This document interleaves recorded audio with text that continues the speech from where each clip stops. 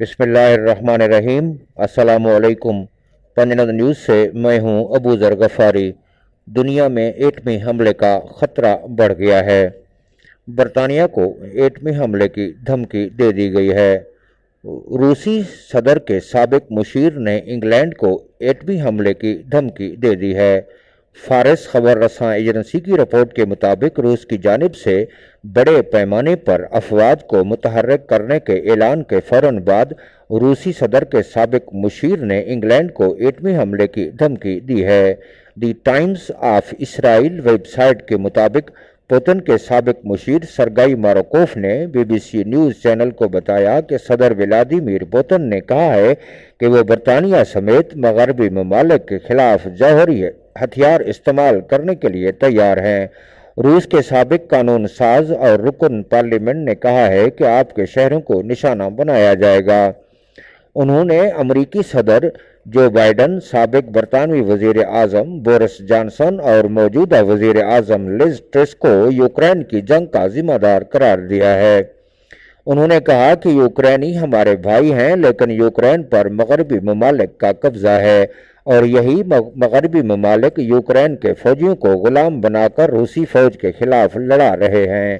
مارکوف نے کہا کہ روس نہیں چاہتا کہ دنیا کے تمام افراد مارے جائیں، لیکن روس جو چاہتا ہے وہ یہ ہے کہ اس جنگ کو ان مغربی ممالک کے ساتھ حل کیا جائے جو یوکرین کی سرزمین پر روس کے خلاف جنگ کر رہے ہیں اور جس پر مغربی ممالک نے دراصل قبضہ کر رکھا ہے۔ مارکوف کا یہ بیان پوتن کی جانب سے روس میں ریزرو فورسز کو متحرک کرنے کے حکم کے چند گھنٹے بعد سامنے آیا ہے۔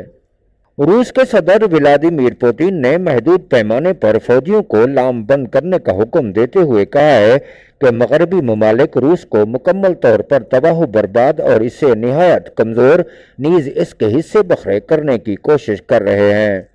روس کے صدر ولادیمیر پوتن نے بدھ کے روز مشرقی یوکرین اور دونباس کے علاقوں کے ان عوام سے جو روس میں شمولیت کے لیے ریفرنڈم کا مطالبہ کر رہے ہیں، اپنے ٹی وی خطاب میں کہا ہے کہ فوج میں صرف انہی لوگوں کو طلب کیا جا رہا ہے جنہوں نے فوجی ٹریننگ حاصل کی ہوئی ہے اور انہیں ہی مزید فوجی تربیت دی جا رہی ہے۔ انہوں نے محدود ملٹری موبلائزیشن کا اعلان کرتے ہوئے کہا کہ یہ اقدام روس کے اقتدار اعلیٰ اور اس کی یکجہتی کو بچانے کے لیے عمل میں لایا جا رہا ہے اور اس سے آئندہ کا فیصلہ کیے جانے میں مدد ملے گی۔ انہوں نے مغربی ملکوں کے رشین فوبیا کے پروپیگنڈے کی طرف اشارہ کرتے ہوئے کہا کہ مغربی ملکوں نے ساری حدیں پار کر لی ہیں اور اب وہ یوکرین کو فوجی ہتھیاروں کی فراہمی کے علاوہ روس کی سرزمین پر حملہ کرنے کی بات کر رہے ہیں۔ ولادیمیر پوتن نے کہا ہے کہ مغرب روس کے خلاف مہلک ہتھیاروں کے استعمال کے پروپیگنڈے کے بہانے ایٹمی باز وصول کرنے کی کوشش کر رہا ہے۔ واضح رہے کہ امریکہ اور نیٹو کے اشتعال انگیز اقدامات میں شدت آنے کے بعد روسی صدر ولادیمیر پوتن نے 21 فروری کو دونباس کے علاقے میں دونیتسک اور لوہانسک کی خود مختاری کو سرکاری طور پر تسلیم کرنے کا اعلان کرنے کے 3 دن بعد یعنی 24 فروری کو یوکرین کے خلاف فوجی آپریشن کا آغاز کر دیا تھا۔ ناظرین، یہ تھیں اب تک کی اہم خبریں۔ اسی کے ساتھ ہی ابو ذر غفاری کو اجازت دیجیے۔ اپنا خیال رکھیے گا۔ اللہ حافظ۔ افواج پاکستان زندہ باد۔